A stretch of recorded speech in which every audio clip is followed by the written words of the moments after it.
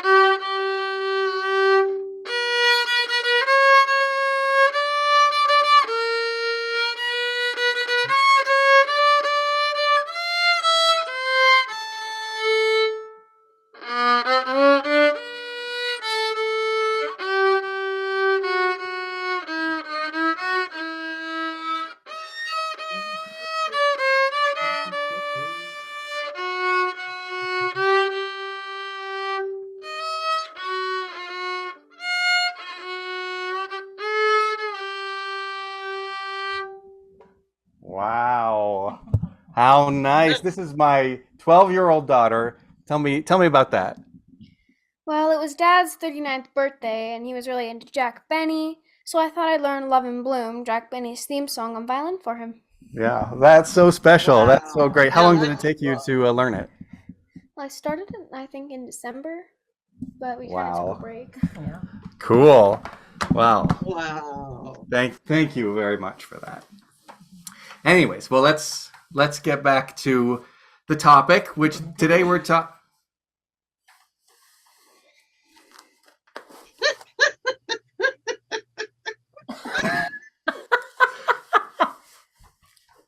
That's fabulous. All right. Well, I was telling her to get lost. He was paying her $1. What's going on here?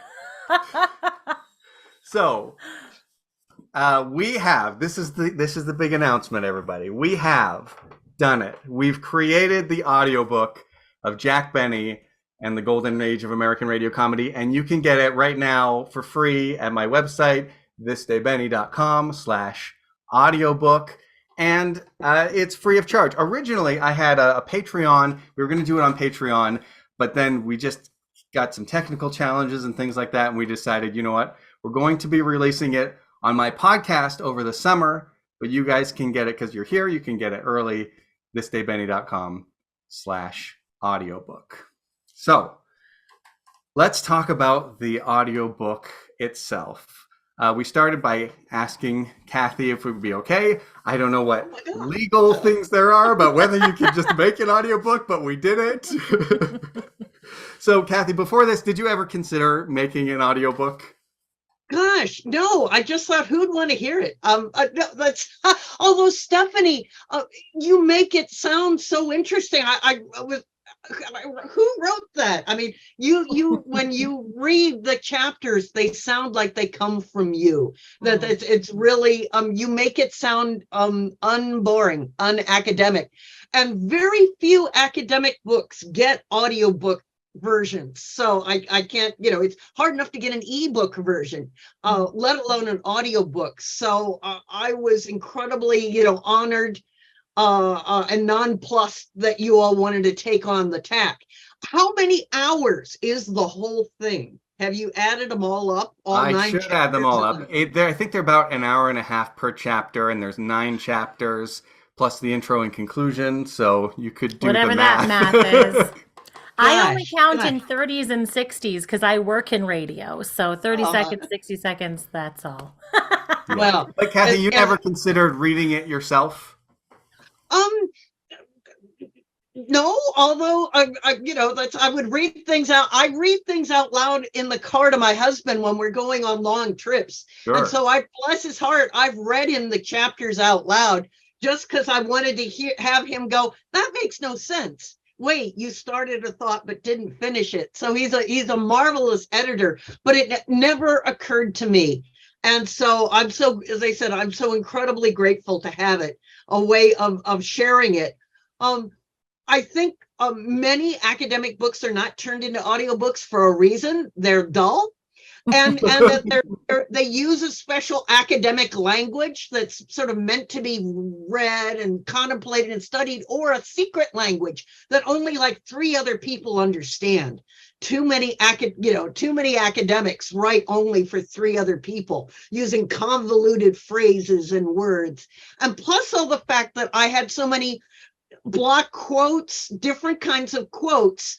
I couldn't figure out how one would do it. And you've just done such a fabulous job, Stephanie. It just, well, I'll tell you, how did you do that? So. The reason that I wanted to do an audiobook mainly was because I'm an audio guy. I like listening to the Jack Benny Show because I like listening to things.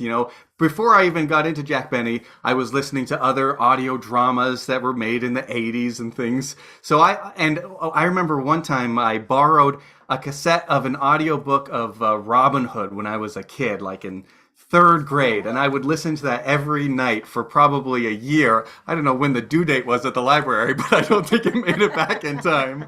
I love listening to things. And when we first got married, there was a book that, we were so in love. We wanted to spend every moment together, and we're still so in love. But we wanted to spend every second doing things together. So when we wanted to read a book, I was like, hey, let's read the book together. And I'm not a reader like Stephanie, but Stephanie is such an amazing reader that she would read me these books. It was great.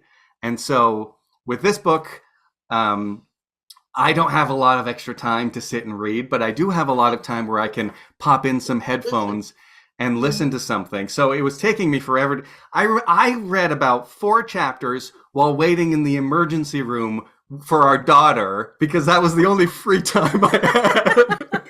I was like, oh, great, she's going to the hospital. I'm going to grab this. It'll be a chance to read it. And so I asked Stephanie, what was your thought? What was your reaction when I asked you to read the book? I was like, the whole book? And he said, yeah, like it could be fun, like a chapter a month. And I thought, okay, why not? I've never done it before. I've always wanted to try recording an audiobook. Wow. And I thought, I wonder if I could interpret the written word into something somebody might want to listen to. Mm-hmm. And I knew that, like, we do a ton of read alouds with our kids. Mm-hmm. I love to read aloud. And so I thought, out of my deep love for this handsome man, I will try it. And it took a while. Like, it was a few sessions. I couldn't do it all in one sitting because, I do a radio show. So I do a radio show every day. And so I, do the radio show, and then you have to read for a certain amount of time. Sometimes your energy is a little bit low. So you always have to make sure you've got, that good energy while you're reading. But I thought, well, what's the worst that could happen? And we're still married, so it's probably. It becomes an excellent sleeping aid. So. I maybe underplayed it a little bit, where I was like, listen, it doesn't have to be professional, because this is just, for fun and for the sake of the fans and things like that. But I couldn't help but try to bring it up to the top level. And so You do. You've just got energy and interest, and you're selling it for me, and that's I hope Jack would be proud. So what was the recording process like? Like what I remember some of the things we talked about, for example, was like when it's switching between the author and the quotes, how are you going to do that? Well, I'm not great at voices. And so I just thought maybe I would be like a professional journalist. Whenever there was a quote, I could somehow make just a slight shift so that people would know, oh, this is a quote. And I'm hoping that it was enough of a difference that it didn't break the flow, but that people would know, oh, this is a quote. And now I'm in my quote brain, and now I'm back in my narrative brain. So just a slight change in kind of how I thought about the story kind of hopefully was reflected in the way I read it. Yeah, rather than saying quote, unquote. Right. I could have done that. And I don't know if we tried that. We talked about it a little bit, but I thought it was distracting. And when I listen to other audiobooks, they typically don't say quote, unquote, I've found. Yeah. And when you're hearing the sentence all together, you really can, you can really tell when the quote begins and when it ends by the sentence structure and by the way you say it. Right. So. Well, as I said, I'm incredibly grateful. I like to write how I like to speak, but I always just worry my sentences go on forever. So as I said, you made me sound awfully good. Well, thank you. I had great material to work with. It's so interesting. And there were very few moments where I was like, what is she actually trying to say here? Because when you're reading somebody else's words, like I didn't write that. And so I need to make sure that I've got the right intent. I'm emphasizing the right words in the sentence. And so John was the producer. So he was in the room the whole time while I was reading, and I would retake and say like, does that sound right? And he'd say yes or no, or try it again like this, because we just wanted to make sure that it's not just gobbledygook. Or people are like, what was that? So, yeah. It could so easily be, as I said, because it's academic writing. I was writing for the eye, and so sometimes paragraphs get long. And so, like I said, but a fabulous job of production, because in listening to it, I could follow it, and I didn't get lost, and I only rarely fell asleep on myself. And so, but I'll be reading books out loud to my husband, and I'll fall asleep while I'm reading, so that, out loud. So.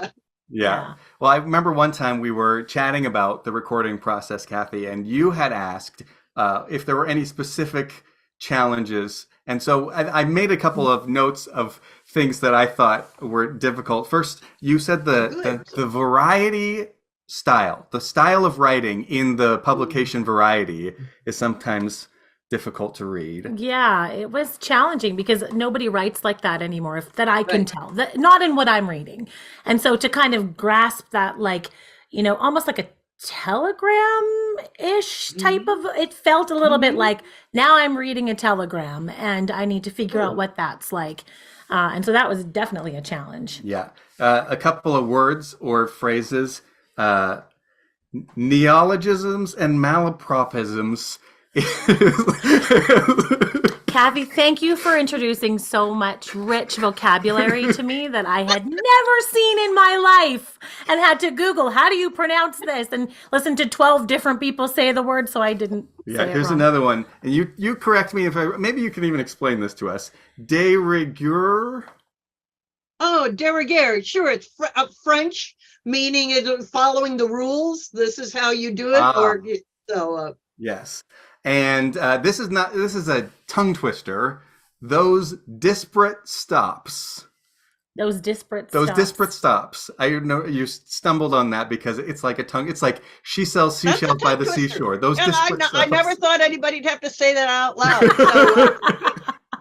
So, disparate meaning many different stops. Yeah. It was beautiful. I love language. I love the written word. And so as I'm reading this, I'm just like, oh, this is so good. How can I make this work? So, yeah. Yeah. But the main one was, there's lots of names, right? And yes, do we want to, it's hard to know, is this name important enough to look up? Because there's like 10 names in a row, right?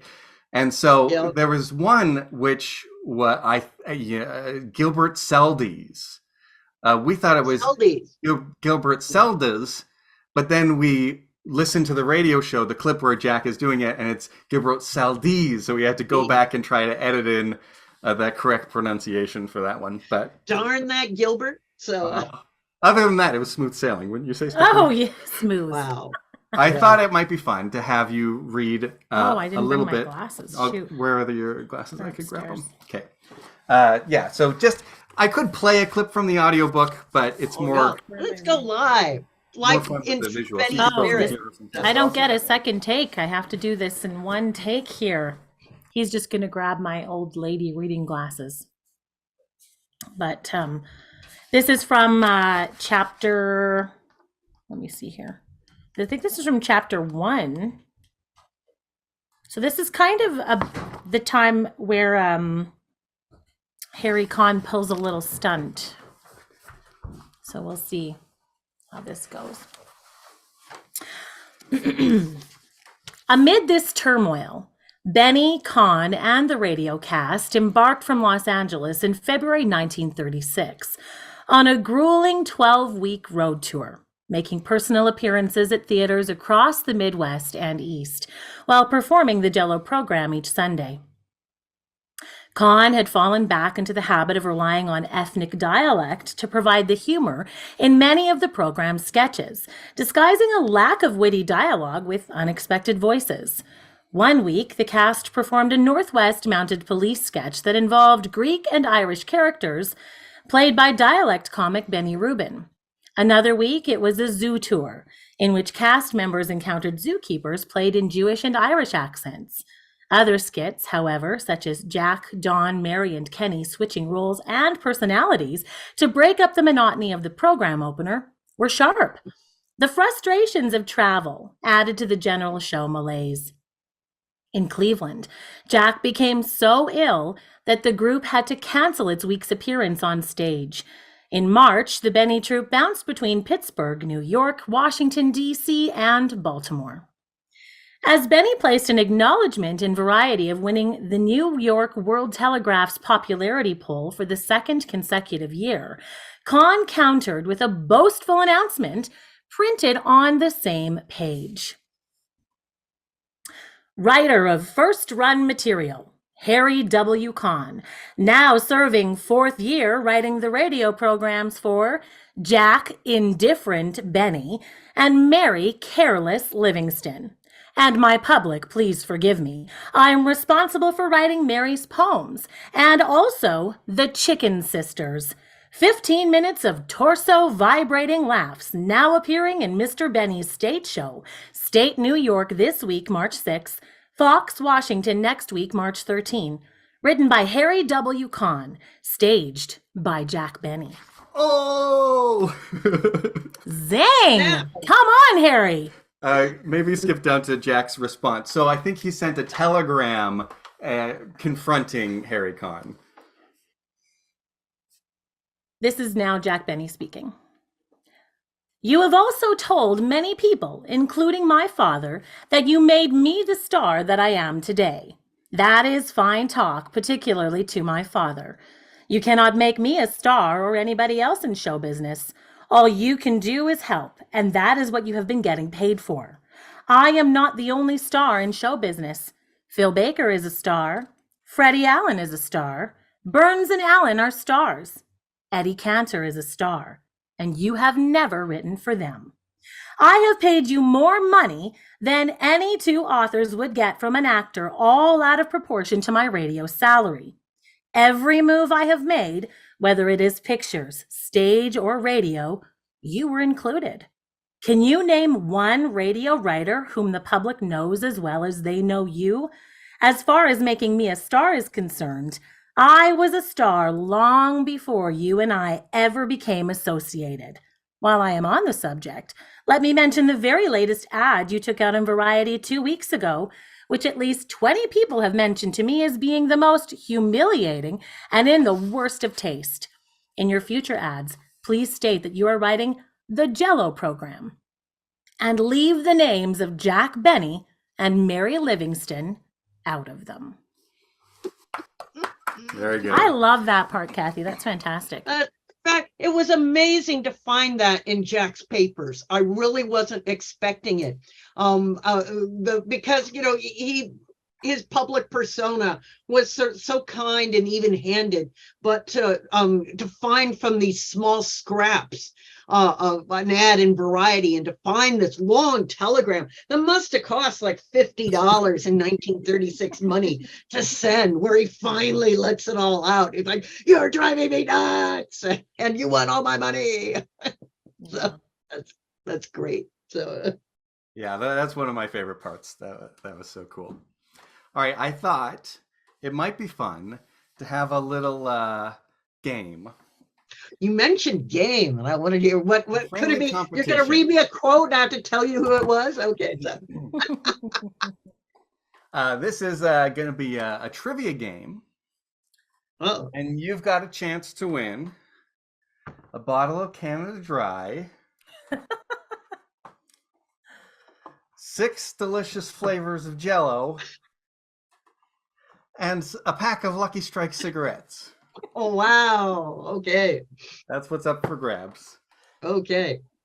No, this This is actually, imagine them having a foot race. So. yeah. Well, this is actually some chocolate cigarettes that we made for my birthday party. And I thought it was hilarious that they make these chocolate cigarettes. I haven't done a tear and compare yet, though. Oh, I see Lucky Strike Green has gone to war. So it's round and firm, and I would say it's fully packed. We couldn't quite get a General Tire in the prize. well, package. All right. So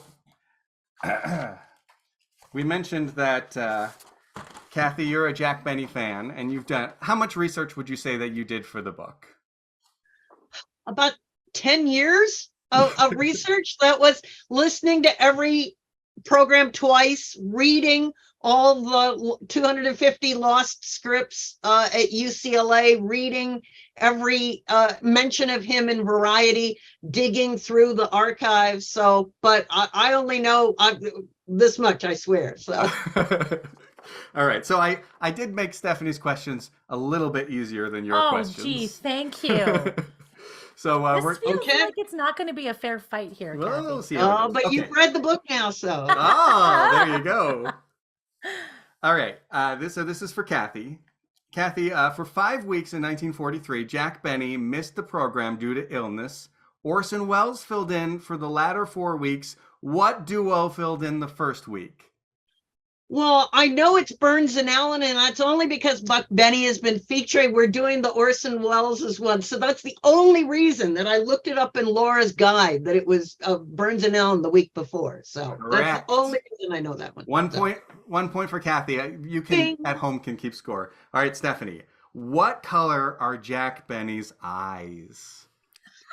What? It's black and white. How am I supposed to know? Brown. Oh, wrong. Oh, no. Does Blue, that count? right? That's your second guess. Oh, come on. Give it. That's all right. That's all right. Give her blue. I'm going to say that is not a Aw, point. darn. Because you said brown first. Bluer than the waters of Lake Louise. Right, okay. All right, Kathy. Who played the bald knocking man? I know. Yes, I know. No help from the audience, please. His first secretary, whose name. He's got bald in his name. Time's up. Harry Baldwin. Harry Baldwin. Yes, Harry Baldwin. Definitely. I always get it mixed up with Harry Conn, but I love it when they would call him Bald Dome. And if anybody knows how to translate the shorthand that Harry put on some of the early scripts, everybody tells me they can't decipher. Ironically, he was hairy and bald. Yes. Stephanie, who played Polly the parrot? I don't know. You don't know? Well, I'm just gonna who plays every voice? Mel Blanc, right? Correct. Hey! 1 point for Stephanie. All right, Kathy. What is the name of the Jack Benny Show spoof of Little Women? So they spoofed Little Women. What did they call their spoof? Their version of Little Women. No, it's not Tiny Females. It's oh, this is I am so bad at my own This is the Jeopardy pressure. I know, my God. Tiny something? What was it? Audience? Do we have a guess from the audience? Yeah. Somebody said small females. No, it was Miniature Women. Miniature Women. Correct. It's not one of their best parodies. The women is much better. So Stephanie, in what real movie are they spoofing in the 1935 play The Count of Monticello? Oh, Count of Monte Cristo. Correct. That's 2 points for Stephanie. She gets that. Okay. That's a pretty easy question. Okay. Kathy, on what date was the first Jack Benny radio show broadcast? May 2nd, 1932. Correct. Point for Kathy. Stephanie, on what date was Jack Benny's program interrupted by news bulletins of the bombing of Pearl Harbor? Not fair. This is American history, and I am Canadian, so I will. Stephanie, it's a date that will live on in infamy. Somebody said December 7th, and I'm going to guess 41. Correct. Okay. That's correct. Thank you. Thank you. No help from the audience until they make a wrong guess. This chat, I'm liking that. That's all right, Kathy. What is the name of Jack Benny's character in The Horn Blows at Midnight? Athaniel, not Nathaniel, but Athaniel, right? Oh, okay. that's what a dumb name. I don't think you would get that one. Stephanie, what is the name of the guy who says yes? Oh, Frank Nelson. Correct. Right? Point for okay. Stephanie. Thank you. That felt like I earned it. Yeah. You're doing great. All right, Kathy. In 1946, Jack Benny does a duet with Phil Baker. Jack plays the violin. What instrument does Phil Baker play?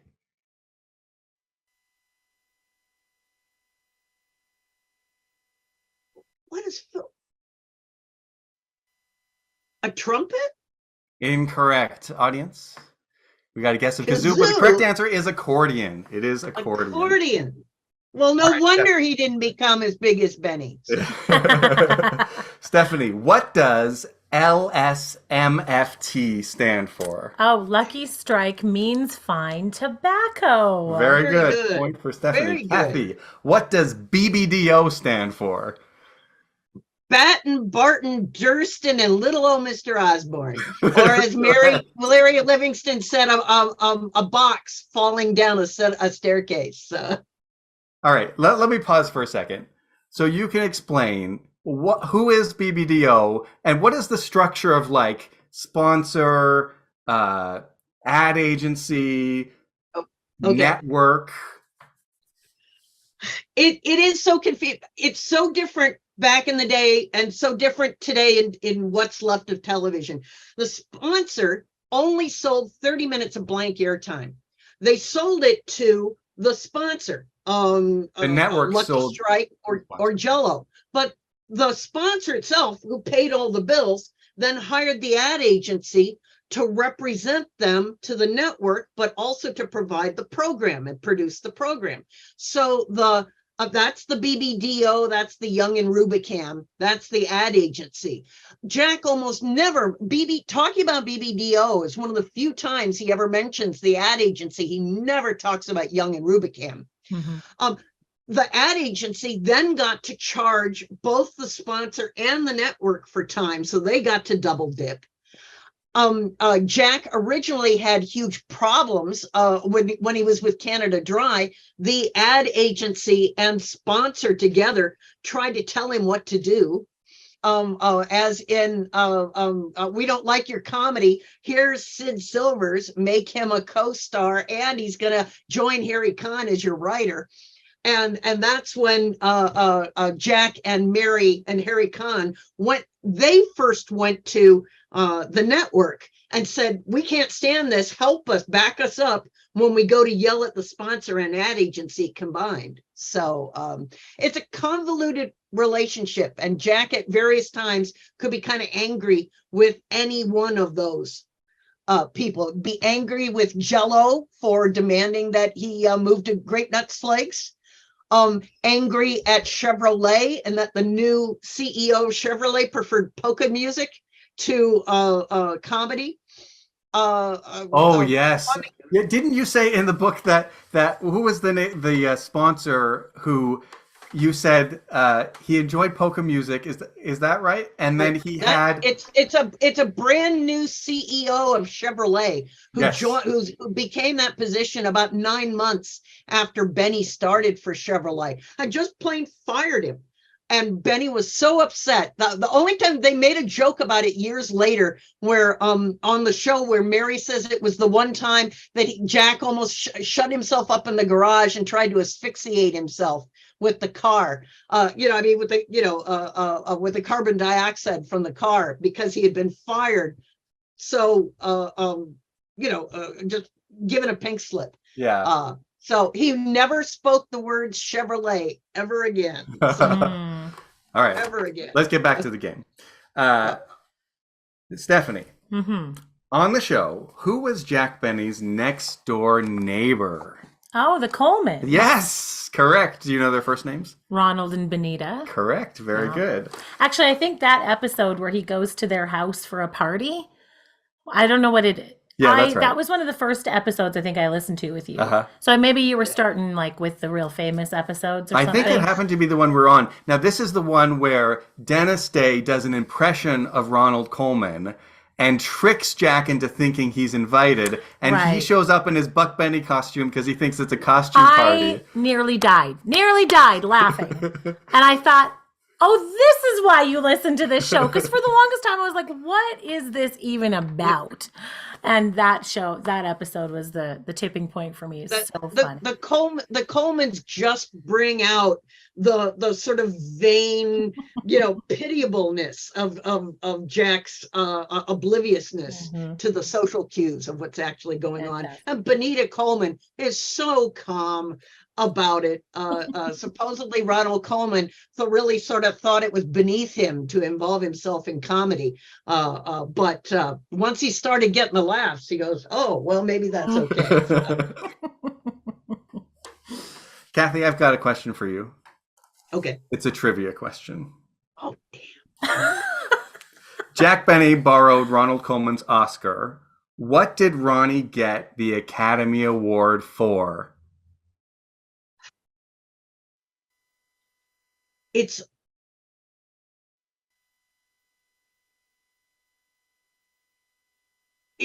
the one where I think he's playing an actor. Is it the actor who has amnesia? Something life? Yes, that's correct. Something life. Something life. We'll take it. Correct. It was a half a point. It was a double life. A double life. Best actor for a double life. It's a Wonderful Life. No. It is that too. And I love looking at Ronald Coleman's silent film career, in which he was just kind of hunk of the month. And when he got a start in silent film in America, he was playing rom-coms, melodramatic romances opposite Vilma Benke. And it was only when sound came in that he could show off that cultured voice and changed his whole career. So, did he have a mustache in the silent era? Oh, very much so. Charm. So. All right, let me do two more and then we'll take a break from the trivia. Stephanie, name the 6 delicious flavors of Jell-O. Don't look at the packages. Do I have to do them in order? Yes. Oh, no. I'm out. All right, so you don't have to do them in order. Okay, let's see. Lemon, lime, orange, cherry, raspberry, strawberry. Correct. Was that in order? It was not in order. Oh, okay. Very good. Why so many red flavors and not enough purple? Yes. And they don't distinguish the colors. Like, we made a Jell-O mold again for my 39th birthday with all 6 delicious flavors, and it looked like a rainbow except for half the rainbow was red.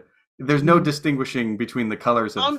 I understand they just didn't have good enough back in the day, good enough colored dyes to make grape, or if the flavors, the artificial flavors to make a grape or blueberry. So All right, Stephanie, you named all the flavors. Kathy, can you name all the writers? From Harry Kahn, Yeah. Morrow, and Boulogne. Oh Yeah. no, then it's Tackerberry, Perrin, Yeah. Joseph Berg, and Gordon. Oh, and then onward. Oh my God, I've got No, to no, throw that's Hugh all. But you, Wedlock and okay, so I think, oh my God, I think you missed George Balzer. I did, And did and you? and he'll undoubtedly write badly about me in his autobiography for that. So. Yes. And then also in your book, you mentioned somebody I'd never heard of, Cy Howard, who was he was hired with Morrow and Boulogne. Is that right? And I think he was a more experienced guy and didn't last very long. So okay.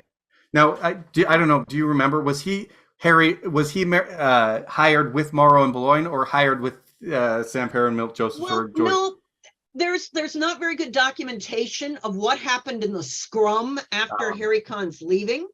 Because Harry just up after getting that telegram, up and leaving, for a couple weeks, all kinds of people were pitching in to help Jack. Fred Allen loaned a couple writers. NBC scrambled up a couple people. A couple people came from Burns and Allen. Al Boasberg came in. Some people claim Al Boasberg was the main writer, but I couldn't find documentation of it. So there are Benny experts out there who want to claim it's all Boasberg all the time. I just couldn't document it. So how did you decide what to include and what not to include and how to organize the chapters? For example, you didn't do, and I'm glad you didn't do a lot of Jack Benny's childhood, but I wonder why you chose not to. Well, I wanted it to be different from all those books written by family, friends, and coworkers. I wanted it to be an academic, I unfortunately, for better or for worse, I'm a college professor, and to keep on in this business, you have to write certain kinds of books. And so I wanted a book that fit those kind of things that academic books fit. And that's why there's not a chapter about Phil and a chapter about Dennis and things like that. I wanted to keep it to the radio career. And so it's not a biography of Jack, but about trying to understand how he navigated a constantly changing system and rode sort of the waves of success, and then disappointment and failure, and then created something so interesting. I had to cut it off somewhere, and that's why I cut it off with moving to TV. They finally gave me a word limit. I could not have another single word. I was having to take out extra these and a's to get a few things in there. I had so much good stuff about Rochester that I broke a rule and I turned him into 2 chapters, but I thought sort of talking about the sort of rise of Rochester to this pinnacle of maybe he's really going to be a big Hollywood star, and the hopefulness right in 1941 that maybe a new era of race relations might result versus sort of what happened later in World War II with race riots and growing a racist backlash that sort of was the other side of the story. I wanted to I wanted to give Mary a whole chapter because in doing the research, I discovered how very important she was to the show, especially in the 30s. And as Laura and family members and folks were talking about yesterday, that she was such a good producer mind and quite a co-decision maker with Jack. She was his best business advisor. And so trying to recapture her importance away from, what we sort of stereotypically say, like to think about her as. I really wanted a whole chapter about his relationship with the sponsors and creating the various kind of ad strategies. Why he was so incredibly successful with the humorous ads that everybody else then tried. If they tried to imitate it, they fell down flat. Other performers.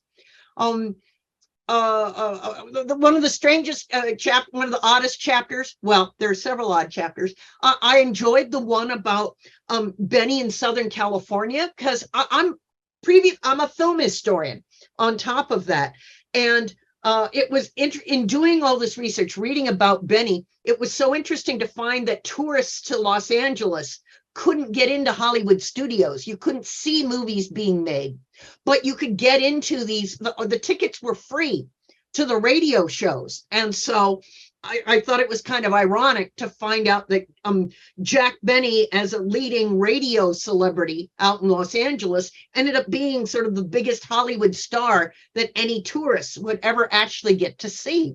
And that kind of makes an interesting twist to, as Zach has talked about his sort of failed career as a movie star, as well as finding out that those 3 films that he made with Rochester, Mark Sandrich's Man About Town, Buck Benny Rides Again, and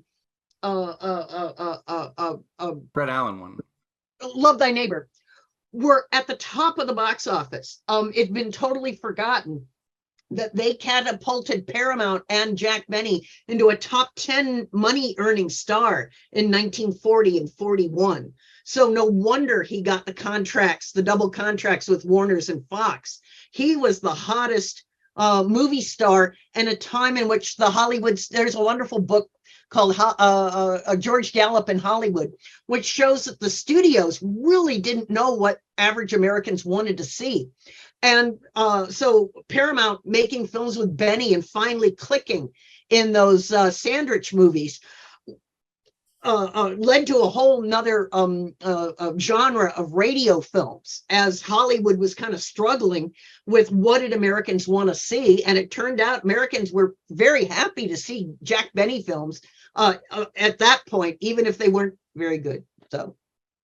Okay. So those were kind of interesting chapters. The perhaps the most controversial one is where I really wanted to explore sort of Jack's his marvelously fluid gender identity. The fact that he was so comfortable talking about his womanly walk, joking about those aspects of himself that were not hyper masculine. And it turns out, I think from his earliest vaudeville career, he was always that way.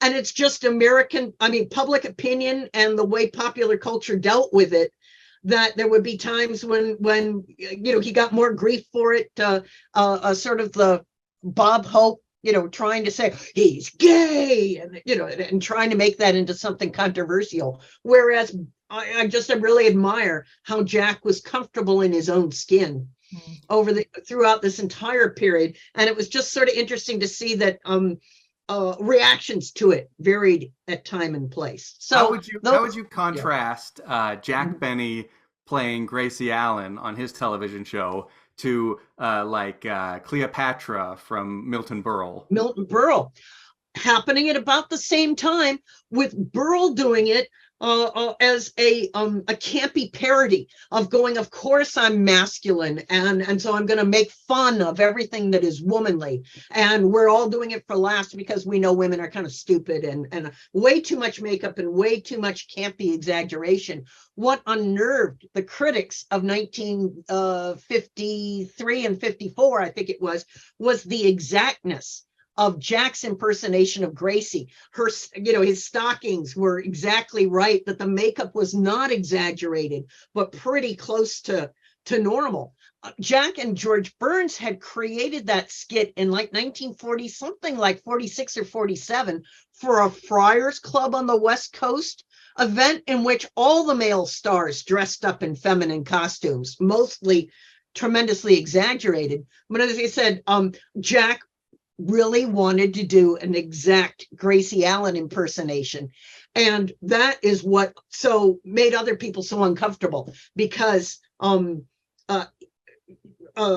ideas an ideology of gender roles was really, after the sort of fluidity of World War II, everything was sort of being repressed. And it was considered shocking and horrible that Jack would dress as a woman. Now, of course, he'd been doing it, made all those jokes about Charlie's aunt's dress. Of course, there he was dressing as an old woman. And it's not like he's dressing as Marilyn Monroe. Gracie Allen is not a sex pot. Yeah. But as I said, but still, it was fascinating to go in and try and find all kinds of different reactions among local newspapers and the fan magazines, and reviews of Jack's appearances on his show as Gracie. And a little bit of behind the scenes. They were so worried the first time, the version he did that was live, that the folks in New York at the sponsor and network at CBS waited up all night for the newspaper reviews to come out for Ben Gross and John Crosby, and almost like waiting up all night for the first theater review of an opening play. They were really quite concerned. Would it be condemnation? Oh, how terrible it was. And he got about 1/4 terrible and 3/4 funny. And so it was considered a controversial, but a big hit. Yeah, you meant talking about the critics. You mentioned that, one of the critics said, if a bad review came in for a play, we could shut them down. Yeah. But that wasn't the case for radio. So what sort of influence did the critics have? Like, if they had panned the Gracie skit and said Jack Benny should never work again, would it really have affected things? Yes. It was so interesting. That's in doing that research, that's how I learned that critics only started really getting power in radio in 1946, end of the war, and as a ramp up to television, some of the major New York newspapers, they started hiring young guys like John Crosby, who's out to make a name for himself. And the easiest way to make a name for yourself is to criticize trash everything. So. Yeah. And that was the interesting thing of finding out that although Jack is riding high in his second golden age, Crosby just takes his slings and arrows and he holds Jack Benny responsible for everything that was wrong with radio. The same programs for 20 years, all the imitations of Benny's show, all of this, all of that.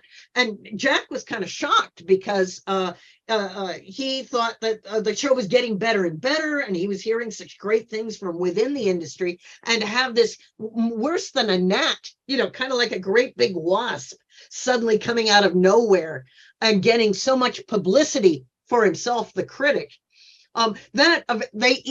CBS paid for this critic to be taken on a junket out to Los Angeles, where he's wined and dined by Red Skelton and Bob Hope and Benny and Bing and all this, and come on, guy, calm down. And Crosby happily took their money and their food, and then came back and gave them worse than before. Well, thank you for taking 10 years to write the book, Kathy. Yes, I'm sorry. And thank you for this absolutely fabulous audiobook. I hope that it gives people pleasure to read, to listen to, because Stephanie, you've just done a fantastic job.